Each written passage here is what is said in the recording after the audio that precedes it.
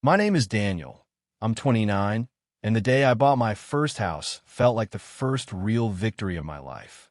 Not a hand-me-down, not something borrowed, not a temporary apartment where the walls always felt like they belonged to someone else. This was mine. If you've ever worked years for something, scrimping, saving, saying no when everyone else said yes, you'll understand what that moment meant to me. Stick with me, and don't forget to subscribe to the channel, like this video, and tell me in the comments, what's the first thing you would do if you finally bought your own place? The house wasn't perfect, but that's what I loved about it. The paint was peeling in places, the porch creaked when you stepped too hard, and the yard was a patchwork of weeds and stubborn grass. But I could see what it could become. I spent weekends with a roller brush in hand, blasting music while I painted. I fixed a leaky faucet in the kitchen myself. I mowed the lawn until it looked halfway decent. Little by little, it started to feel less like a structure and more like a home. My parents came to see it the first week I moved in. My mother stood in the kitchen, running her fingers over the counters, nodding like she was inspecting it for flaws. My father walked through the room slowly, asking questions about the mortgage, about the paperwork, about whether I had filed the deed properly. I laughed it off at the time, saying everything was handled, but the way he kept circling back to it left a strange echo in my mind. Then there was my brother, Ethan.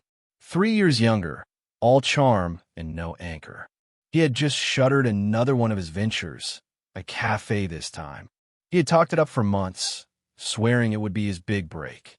But like everything else he touched, it collapsed before it even had a chance to grow. When he saw my house, he gave a low whistle. Not bad, big brother. Guess all those double shifts finally paid off. He smiled, but there was something in his tone, something sharp hidden beneath the words. I shrugged it off. I was used to Ethan's jabs.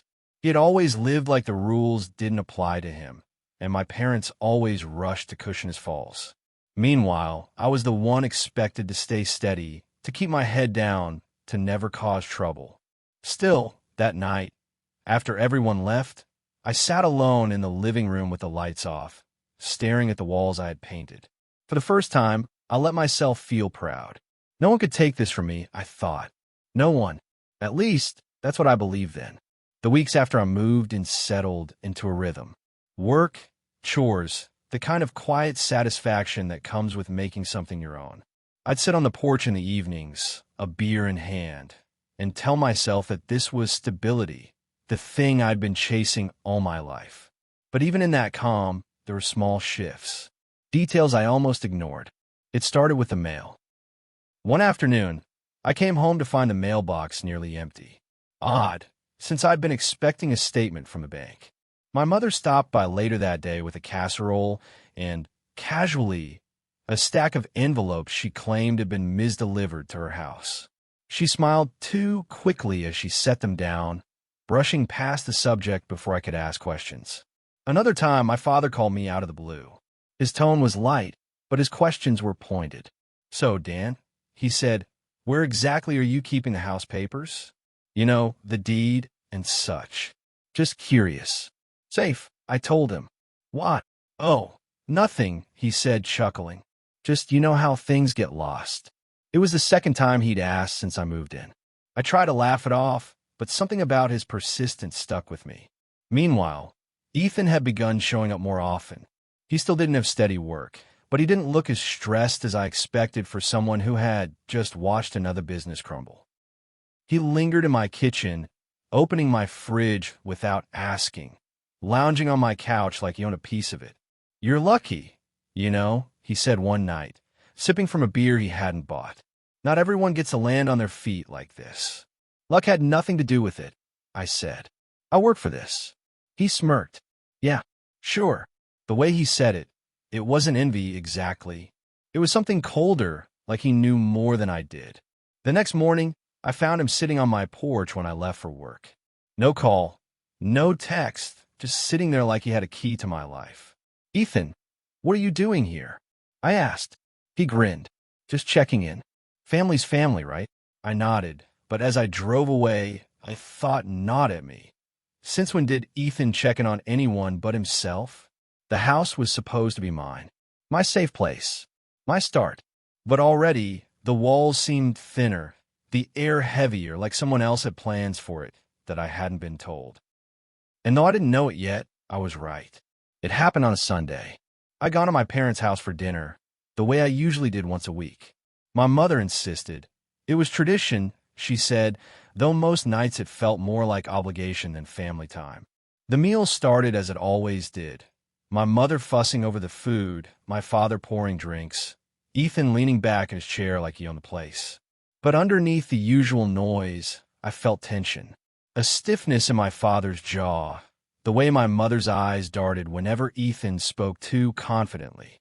After dinner, I stepped outside to take a call from work. When I came back in, I heard voices from the kitchen. Low, urgent, not meant for me. It won't last much longer, my father was saying. The creditors are circling. We can't let him lose everything, my mother whispered back. He already has, my father snapped. The cafe's gone. The suppliers want their money. The bank is calling. If we don't step in, Ethan's done. My stomach turned. I froze in the hallway, hidden by the shadow of the doorway. Then Ethan's voice joined theirs, louder, defensive. You promised me, Dad. You said you'd take care of it. I can't keep drowning like this. My mother hushed him, but the damage was done. My heart hammered as I pieced together the meaning. Ethan was in trouble again, bigger trouble than I'd realized. And my parents were talking about stepping in. I slipped back into the living room before they noticed I was gone, my face carefully blank when they returned a few minutes later. Ethan smirked like nothing had happened. My parents avoided my eyes. That night, lying awake in my own bed, I replayed their words. Creditors. Bank. Stepping in. I had thought my house was my fortress, something solid I could stand on after years of scraping by. But the way they had spoken, the desperation in their voices, it sounded like something was shifting beneath me. The next morning, I went through the stack of mail I'd left on the counter. Most of it was junk, but one envelope made my chest tighten. The return address belonged to my bank. When I tore it open, the letter inside wasn't about my checking account or savings. It was about the mortgage. The language was vague, formal, confirmation of recent inquiries and preliminary discussions. Discussions I hadn't had. I stared at the paper until the words blurred. My parents' voices echoed in my head, Ethan's whine twisting with them. Something was happening behind my back, something tied to my house. And for the first time since signing those papers, I felt like maybe it wasn't mine after all. 2 days later, I stopped by the bank. I told myself it was routine, that I just wanted clarification on the vague letter. But in truth, I was restless. That note had sunk into my stomach like a stone, and I needed to know what it meant. The teller directed me to an office upstairs. A man in a gray suit greeted me with the kind of professional smile that made me uneasy before he even spoke. Mr. Turner, good to see you, he said, extending his hand. I assume you're here about the property transaction? My pulse stuttered. Transaction. He blinked, then shuffled through a folder on his desk. Yes, the preliminary discussions regarding the sale of your house. I believe your family has been in touch. My mouth went dry. No, I said firmly. I haven't authorized anything. That's my home. I haven't discussed selling it with anyone. The man's smile faltered. He hesitated, then turned the folder toward me. Forgive me. I assumed you were aware. Inside was a document. My address at the top. My name typed neatly. And below it, my signature. Only it wasn't my signature. It looked like mine, close enough to pass at a glance. But I knew my own handwriting. And this was a copy. A forgery. I forced myself to breathe evenly. Where did you get this? He cleared his throat. It was submitted by your guardians. Your parents. Guardians. The word hit me like ice water. I wasn't a child. I hadn't needed guardians in nearly a decade. But I remembered years ago when my parents insisted on helping with my first bank accounts, co-signing documents to make things easier. Had they never let that go? I pushed the paper back toward him, my hands steady despite the storm inside me. This isn't authorized. That isn't my signature. Do you understand? His eyes flickered with discomfort. Yes. Of course. We'll pause everything until this is clarified. I left the bank in a haze, the folder burned into my memory. Outside, the sun was blinding, but all I felt was cold. That evening, I drove straight to my parents' house. The driveway was full. Ethan's car gleamed under the porch light, freshly detailed, expensive. I stood on the porch for a long moment, staring at the door, before I finally knocked. Inside, laughter floated from the living room. My mother's voice, Ethan's chuckle, my father's low murmur. A happy little family tableau. I opened the door without waiting. They all turned to look at me, their smiles flickering as they saw my face. I didn't sit down. I didn't even take off my coat. Why? I asked quietly. Is the bank showing me papers with my forged signature on them? The silence that followed told me everything I needed to know. The silence after my questions stretched until it became unbearable. My mother set her glass down carefully, her hands trembling. My father's jaw tightened, but he didn't answer. Ethan was the first to speak. "You don't understand, Dan," he said, his voice too casual. "This is about family. We just needed to move some things around. It's not a big deal. Not a big deal." My voice came out sharper than I intended. The bank showed me a contract with my name forged on it, with my house listed as collateral. That's not moving things around. That's theft. My father leaned forward, his voice stern. "Watch your words. We did what we had to do. Your brother is not my responsibility." I cut in. "I worked for that house. Every shift, every hour, every dollar. I bled for it. And you try to take it." My mother reached for me, her voice trembling. "We weren't taking it from you, sweetheart. We were saving Ethan. He just needed one more chance." I pulled back, shaking my head. "There's always one more chance with Ethan. And it always costs me."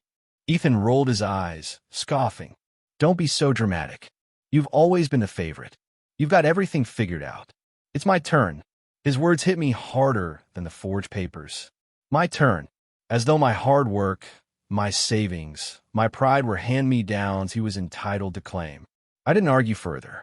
I didn't shout or plead. I just looked at each of them, my brother arrogant, my mother ashamed, my father defiant, and felt something inside me harden.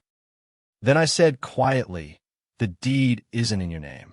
It isn't even in mine, not the one you think." Their brows furrowed. My father opened his mouth to ask, but I didn't give him the satisfaction. I turned and left. The next day, I went back to the bank, this time with my lawyer. Months earlier, when I first signed the papers, I'd had a gut feeling I couldn't shake. So I'd taken an extra step. I had registered the property under a trust in my name alone, separate from the documents my parents had access to. It was buried under layers of legal language they could never reach. The forged contract meant nothing. The bank froze everything, flagged the forgery, and placed full authority in my hands. When my parents tried to push back, they were met with silence from every official they contacted. On paper, the house had never been theirs to touch. Not for Ethan, not for anyone. The day the truth sank in, Ethan showed up on my porch, his voice raised, demanding, "You can't just let me drown, Dan. You're supposed to help me." I closed the door in his face. That night, I sat in my living room, the paint still fresh on the walls, the floors still mine. I ran my hand along the arm of the couch and felt the weight of something solid, something no one could take away. They thought they had sold my house, but the deed had always belonged to me. If you've ever had to protect what you built from the very people who should have stood by you, you know how it feels to finally shut the door for good. Subscribe to the challenge, hit like, and tell me in the comments, when you think my family realized the house was never theirs to touch.